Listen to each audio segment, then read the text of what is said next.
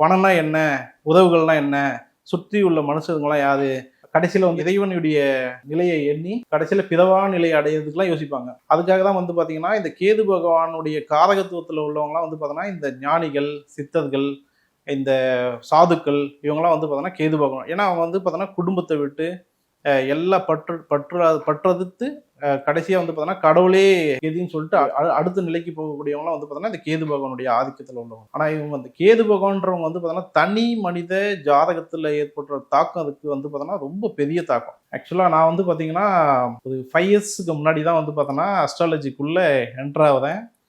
அப்போ வந்து எனக்கு கேது தசை ஸ்டார்ட் ஆகுது. சடன்லி ஒரு பெரிய அமௌண்ட் வந்து பார்த்தோன்னா ஃபினான்ஷியல் கிரைசிஸ் ஏற்படுது.